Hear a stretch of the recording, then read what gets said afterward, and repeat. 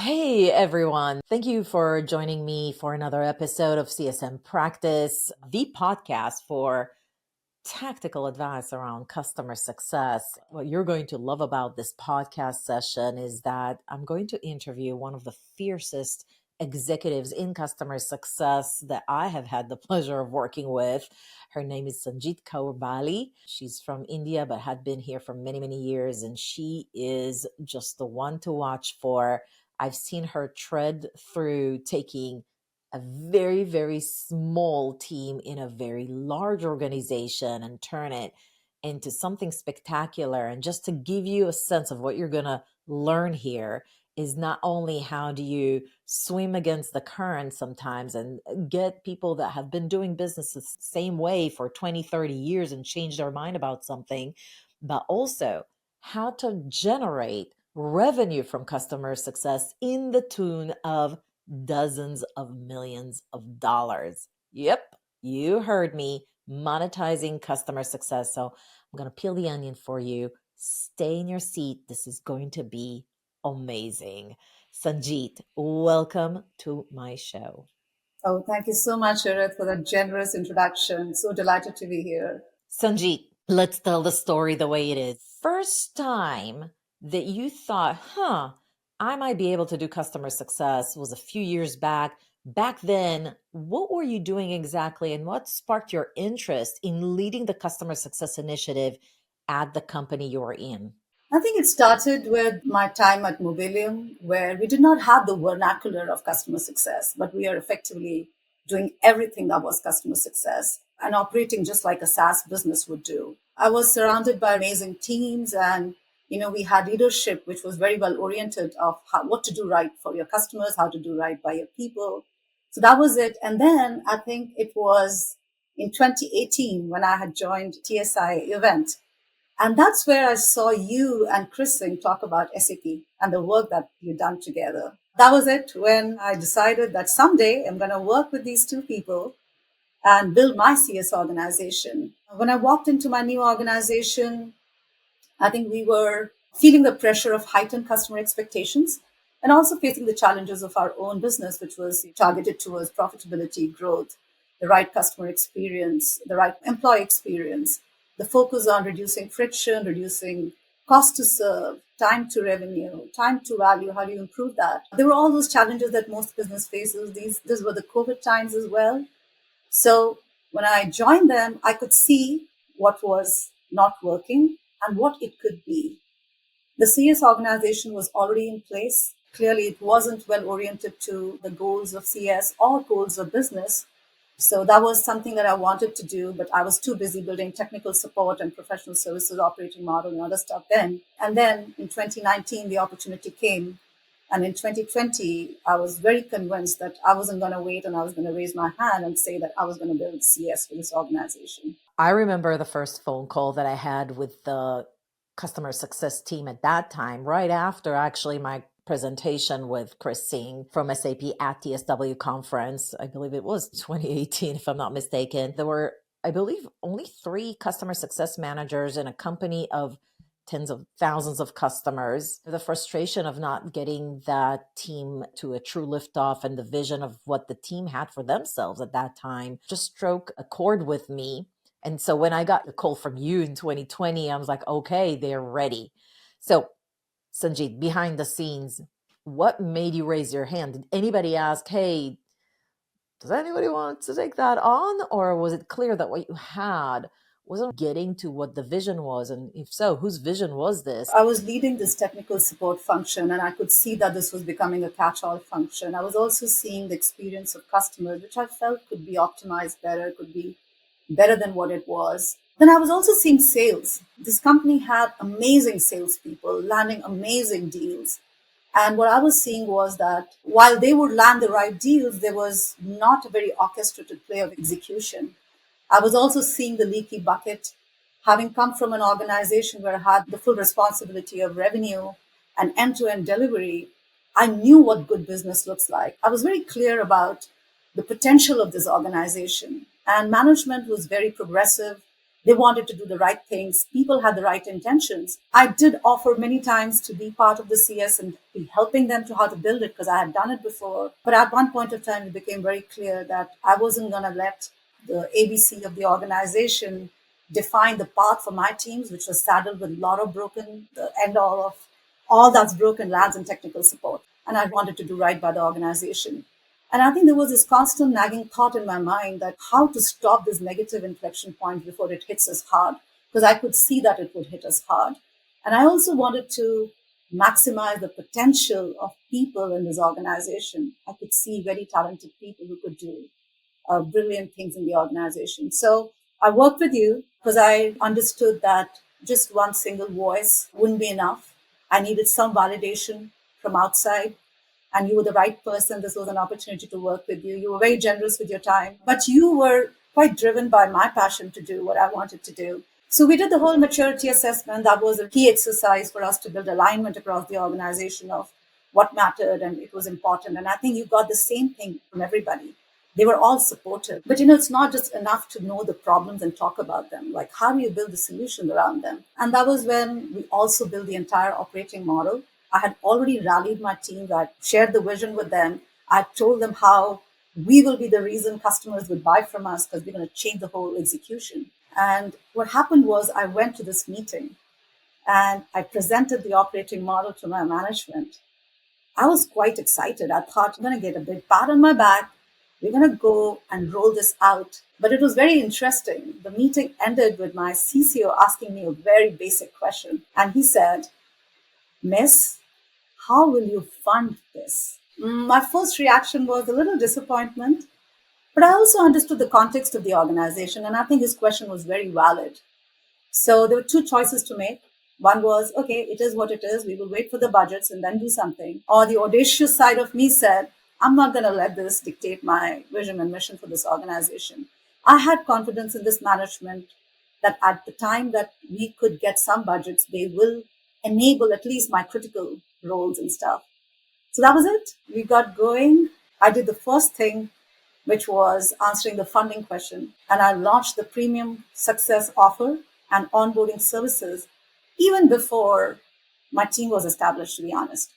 And the reason was I had very strong conviction that with the team that we had in place, with the way I wanted to run this execution, I believed in these people and I believed that we will get there. So I just had to start and I did that. And this all thanks to the team because a leader is as good as a team. So you built the offer, you built the team. A year or two later, what transpired? What kind of changes have you seen? And was I accurate in my estimates? Millions of dollars in revenues for CS services? Yes.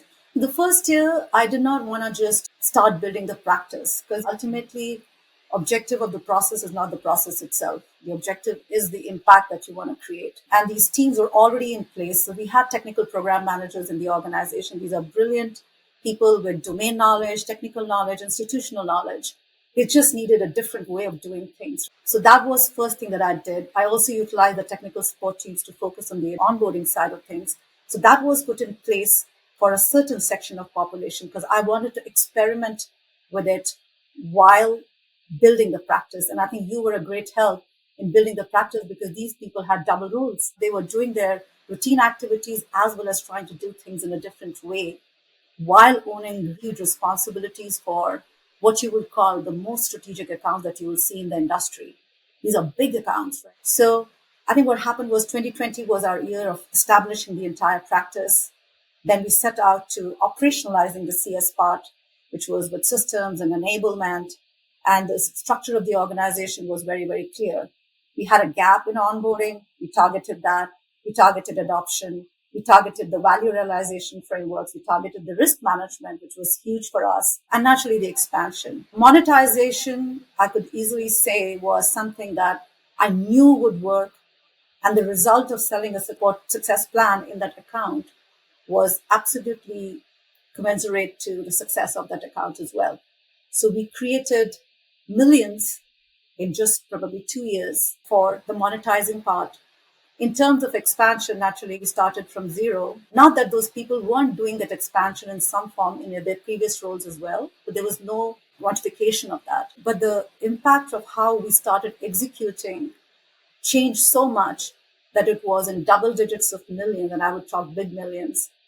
And I think last year it probably grew 300% of expansion closed one business as well as the pipeline. So this team played a great part, but I think another part that I need to mention is the collaboration with sales. Sales knew how to utilize this combination, and this became a very lethal combination for us to generate the success that we created. Amazing. So much to unpack here. Let's double down on the offering. I think everybody that's listening to this conversation is like, you did what? Millions of dollars in customer success services. So you said that you crafted the offer even before you doubled down and operationalized the team fully. How did you structure it? Do you mind sharing what made you think that even customers would buy it? So was it part of a larger service offering? And so they would just get it if they get the premium services? There were two aspects to it. One, we had already started monetizing our support plans. And for us, the need was to now create a premium plan, which included somewhat onboarding service, but a dedicated CSM model. That's what we started with. And naturally, the evolution of that was to also do some kind of digital aspects and stuff. So that was what we started with. And these accounts were already enjoying a certain level of service, but we were coming and talking value realization. We were coming and talking about adoption. We were also coming and talking about maximizing the contract. So there were a lot of aspects of it which were not just regular program and delivery management, but stepping up to saying, hey, you have these domain specific, value oriented, consultative ways of what we will do things. And I think what became a very big tool in this execution was the adoption of success plan. And as you probably recall, I had full focus on that being one thing that I wanted to execute right from pre-sales to post-sales. The gaps in discovery, the not so great onboarding, these were giving us all the indications of what we had to be plugged. And when the success plan became a tool of adoption for the customers itself, it got different results. And naturally, it also rely on sellers' ability to sell. So our sellers are really smart people. They were able to go to their accounts and be able to demonstrate value. Once you've done it in one, you're able to talk about it in the second and the third and fourth. And what was great and why I got so much confidence in execution was the validation that we were getting from the customers and sales people themselves. We just kept replicating it. I think the first call that I was made on selling a premium success plan was me selling it to a very big customer. And I was in the call presenting it to the teams out there because I knew that it was important for me to go and talk about it with my conviction and with my belief that this is how this was going to add value to them. And it did. It did in multiple ways. How many deals did you have to be involved in selling premium success plans that Just included? one. That was my first one. And naturally, we have regional board models and success models. So there was always a conversation. There was always a way of how to structure it. There are certain contexts where you end up bundling it. You don't show it to the customer. There are other places where it shows very clearly. But customers always knew that they were getting a value added service as a part of the deal. And we already had success with launch of our support plans. That was huge monetization that we did. And I remember that when I started, nobody believed that we could gain much out of it. And that's where as well, the sales GMs were the biggest support and naturally the top management to be able to create that 200, 300 million north of bookings and great revenues is something that tells you that customers understand that they will get a certain value, but you have to be deliver value as well. Clearly, creating success plans and making sure that adoption is higher, and that would be one of the value that having a CS or a customer success manager dedicated to a specific account. I think the value proposition is highly clear, especially with a complex solution and enterprise clients, no doubt. Would you recommend other enterprise companies that are looking to double down on customer success to immediately bundle it as part of the premium support services, uptick the cost for it, or create a new package or a plan that includes the CS so that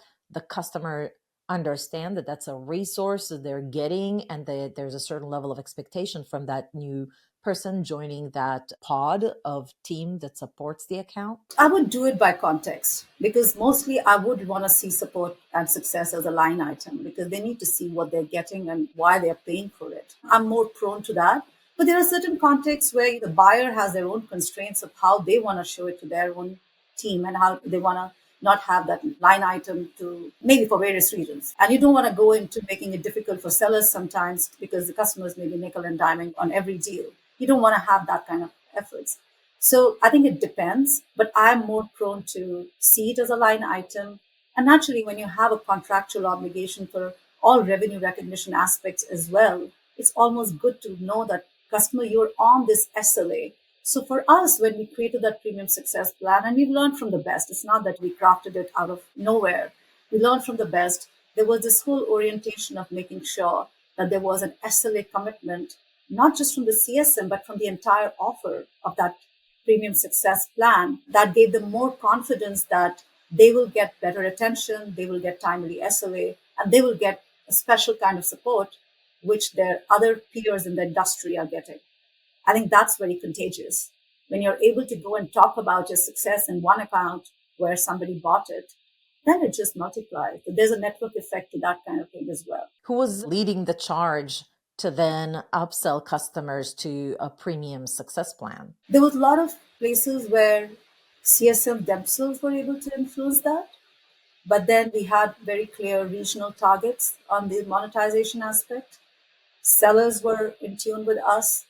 So we were basically supporting them, but sellers were very clear. We did a lot of change management, a lot of orientation, a lot of objection handling, a lot of enablement. I think we sometimes think that you've communicated once, you've communicated twice, it's enough. But there's choice of words, there's choice of how you sell it. There was a lot of that enablement that we did multiple times across the organization. We did not get to structuring the compensation structure around that because we were planning by the time I left the organization. But it was crucial as well that how are we deciding on the compensation strategies to influence certain behaviors and influence more upsell on support and success plans as well. If you want to see the full interview and get access to secret scenes, you need to sign up for my exclusive mastermind program, The Customer Method, and get instant access. I created the Customer Method to give you all the strategies, playbooks, tools, and the support you'll need in order to take your customer success practice within your own organization to the next level. And there's never been a better time than now to step up your business customer success game. So go ahead, check out the description below on how to join us, and I'll see you on the inside. Sanjeet, you're so lovely. You're such an inspiration, and I hope to see you a lot more in my life, in the customer success community. I think that a lot of younger women can learn so much from you. You're leading with passion, you're leading with no fluff, as you said it yourself. And that's what's so precious and unique about you.